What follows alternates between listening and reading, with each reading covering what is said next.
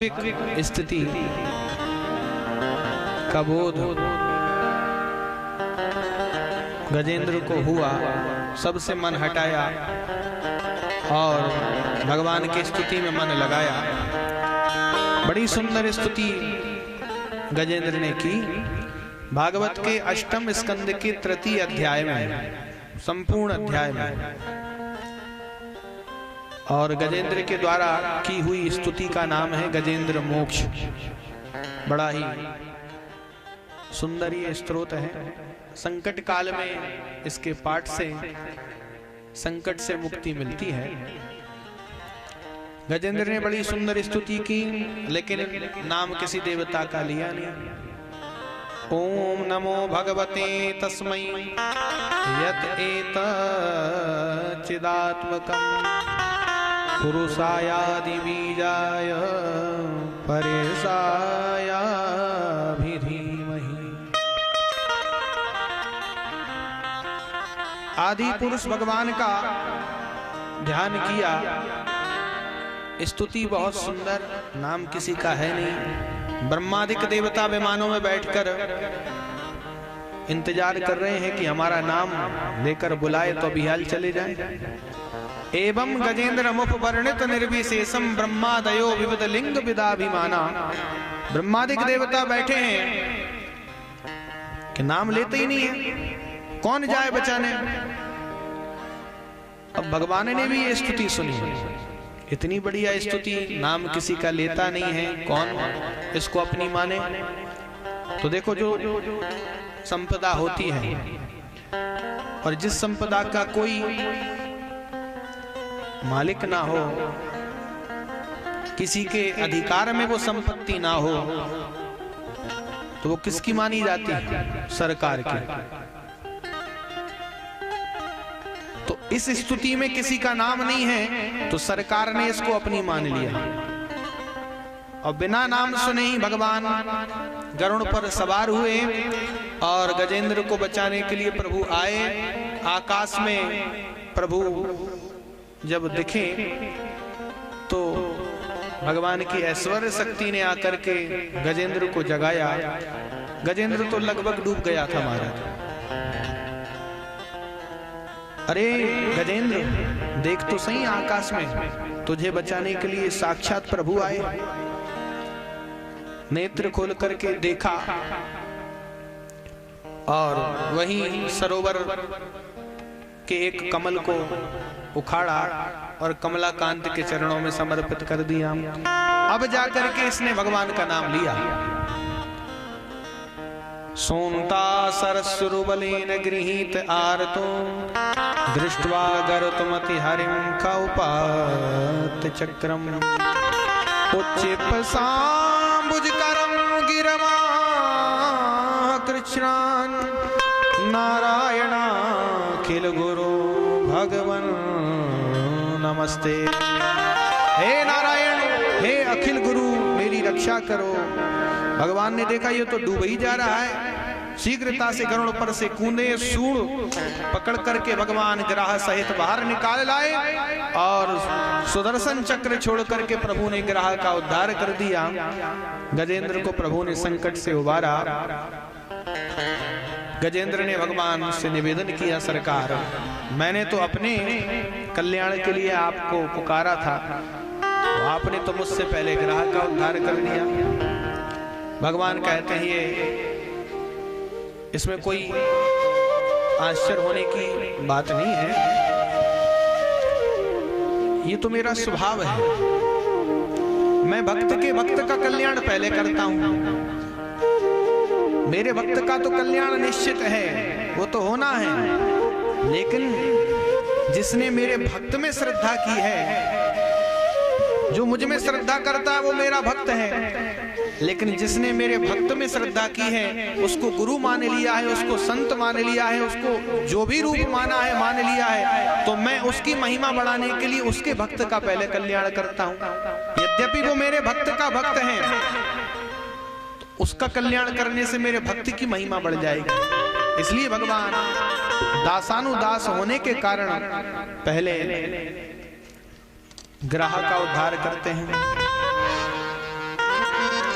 इसलिए भक्तजन भगवान से भक्ति में यही मांगते हैं कि प्रभु हम आपके दास नहीं बन सकते, हमारी सामर्थ्य नहीं है, हमें तो दासानुदास बना लो। अहम हरे तब पादैक मूला दासानुदासो भवितास्मि भूयः। दासानुदास बनाओ। भगवान के भक्त का भक्त बनना ही बहुत बड़ी बात है महाराज। हमको भगवान तो दिख नहीं रहे, भगवान तक पहुंचने की हमारी सामर्थ्य नहीं है, तो हम उस तक पहुंच जाएं जो भगवान तक पहुंच चुके हैं। भगवान के भक्तों से जुड़ जाएं, संतों से जुड़ जाएं, ब्राह्मणों से जुड़ जाएं, बस वो एक न एक दिन आपको वहां जोड़ देंगे। उनसे जुड़ने मात्र से आपको भक्ति का आनंद मिलने लग जाएगा, क्योंकि वो तो करंट है महाराज। बिजली का तार किसी ने पकड़ लिया, आप तार को मत पकड़ो, जिसने तार पकड़ा है आप उसको पकड़ लो, करंट आपको भी लगेगा। बोलो राधे राधे।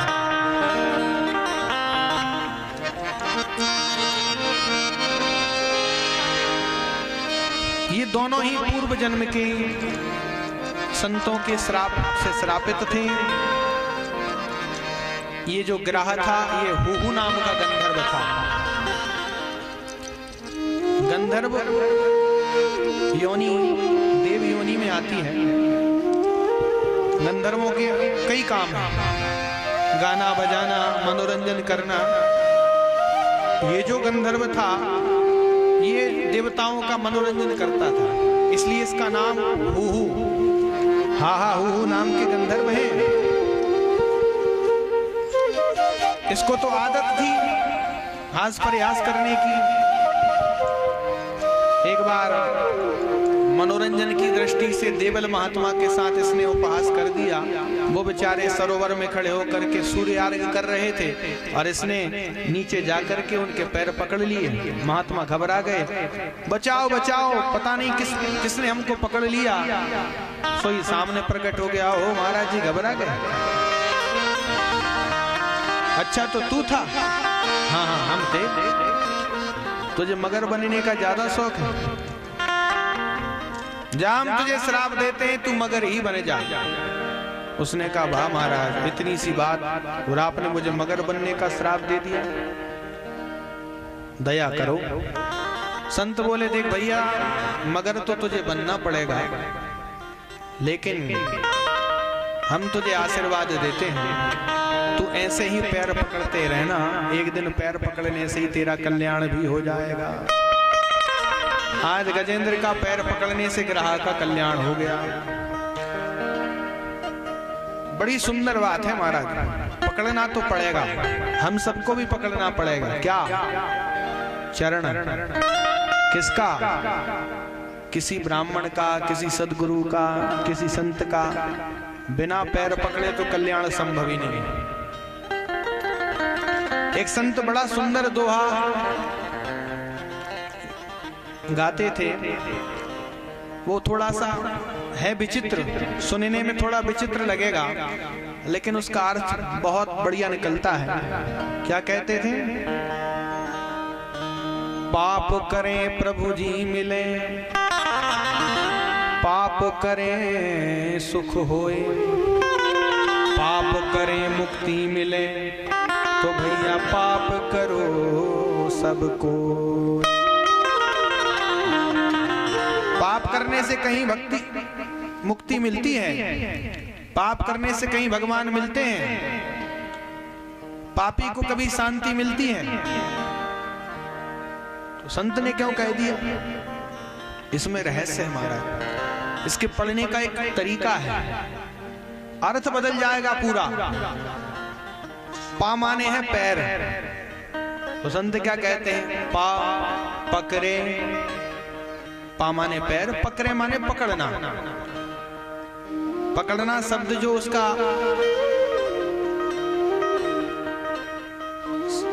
देसी भाषा में जो एक उच्चारण है, प्रेम की स्थिति में संतों के बीच पकड़े, पकड़ना,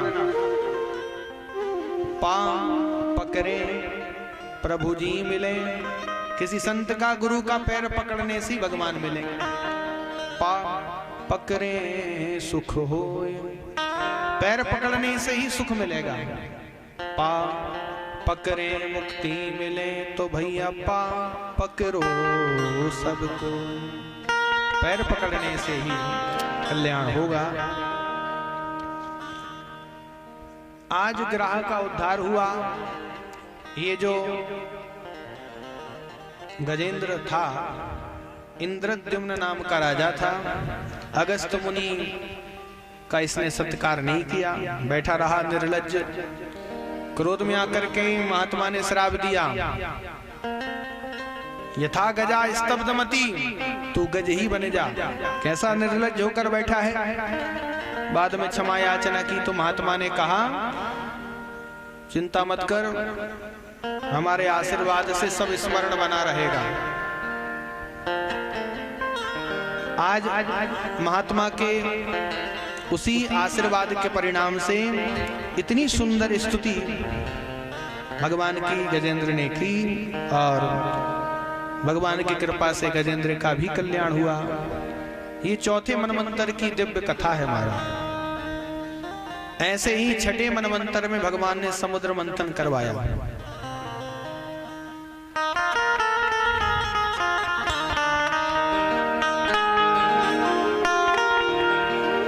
देवराज इंद्र ने दुर्वासा मुनि की प्रसादी माला का अपमान कर दिया।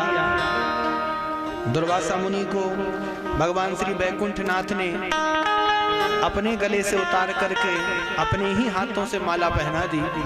दुर्वासा मुनि बड़े प्रसन्न होकर चले आ रहे थे।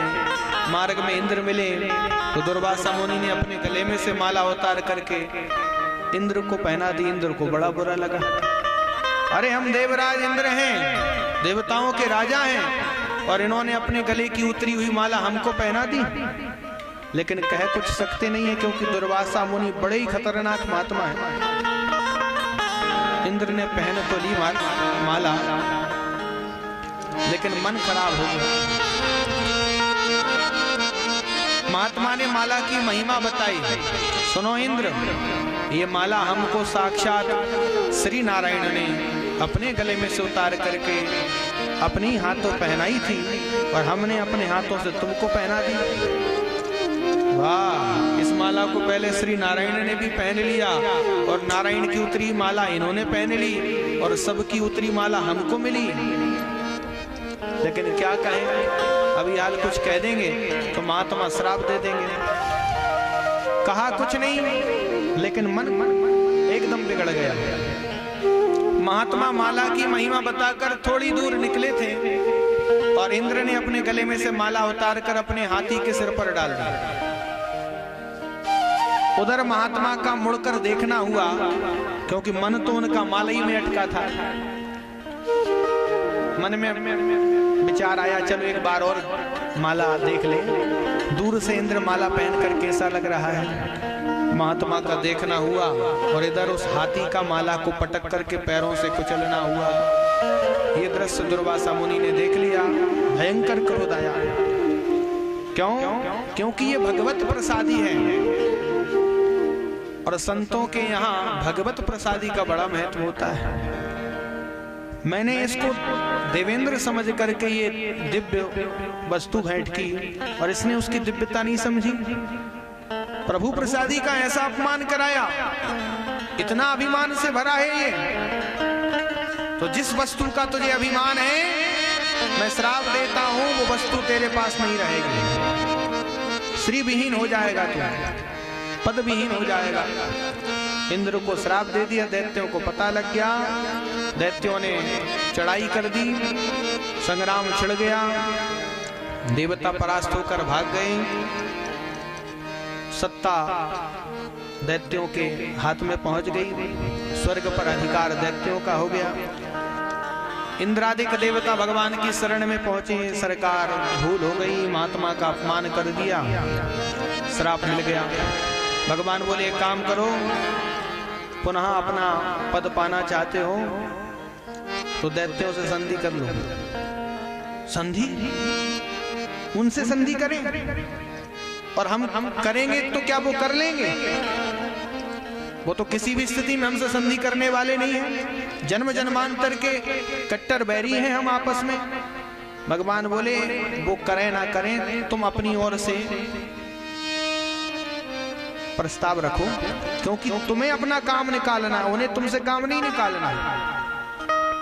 और जब काम निकालना हो, अरेयोपि ही संधेया सती कार्यार्थ गौरवे, अरि को भी मित्र बना लेना चाहिए, शत्रु को भी। जैसे एक सर्प ने चूहे को मामा बना लिया था महाराज। सेठ जी की टिपारी वस्त्र रखने की लकड़ी की बढ़िया संभाल कर वस्त्र रखते थे। एक दिन उसको खुला छोड़ गए, भूल गए लगाना। चूहा आया और उसमें महाराज प्रविष्ट हो गया। अचानक से वहां कहीं से सर्प निकला, चूहे की गंध पा करके वो भी उसके भीतर। तब तक आ गए सेठ जी, तो ढक्कन लगा दिया महाराज। अब चूहे को भीतर देख करके सर्प के मुंह में पानी आ गया। वाह, आज तो बढ़िया भोजन की व्यवस्था हो गई। लेकिन सर्प मन में सोचने लगा, अगर कहीं इसको हमने खा लिया तो हम भी यहाँ भीतर पड़े पड़े मर जाएंगे। ऐसा कोई काम किया जाए जिससे भुक्ति और मुक्ति दोनों मिल जाए, हम बच भी जाएं और आहार भी हो जाए। क्या करें?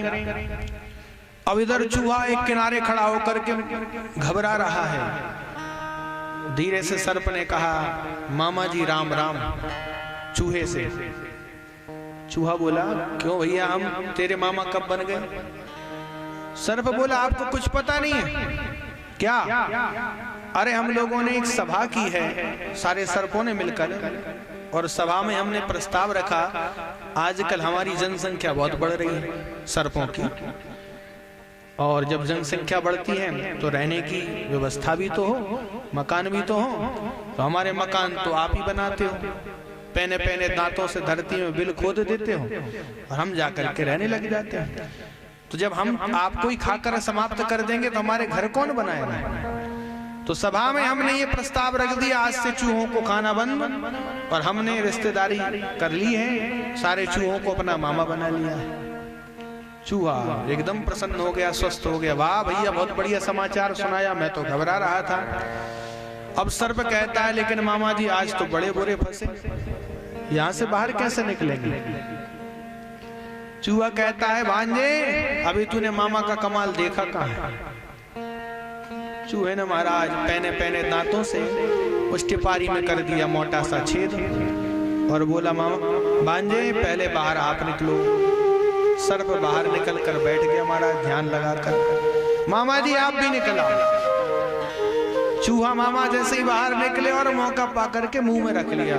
अरे भांजे क्या करता है? सर्प बोला, रहने दो, जब तक टिपारी के भीतर थे तब तक ही मामा थे, अब काहे का मामा? बोलो राधे राधे।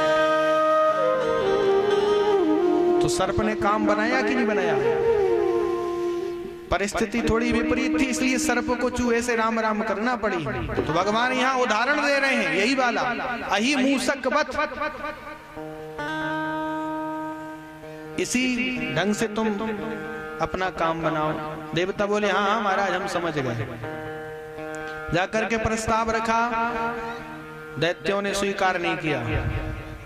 अमृत की बात सामने रखी, देखो भैया हम आपस में बहुत लड़ते हैं और लड़ने में कई मरते भी हैं, तो ये मरना कब बंद होगा? लड़ाई भले ही बंद ना हो, मरना बंद हो जाए। अच्छा, मरना भी बंद हो सकता है? अरे बिल्कुल हो सकता है। हमको पता लगा है समुद्र के भीतर अमृत है, अमृत को जो पी लेता है वो मरता नहीं। तो क्यों ना हम सभी मिलकर के अमृत निकालें, मंथन करके और पी लें, और पी करके अमर हो जाए। फिर कितने भी डंडे बजे, कितने भी फरसे चले, मरेगा कोई नहीं। हाँ ये बात तो ठीक है। ठीक है भैया, तो हम आपके साथ हैं, क्या करें? चलो हमारे साथ। तो महाराज देवता और दैत्य मिलकर के सबसे पहले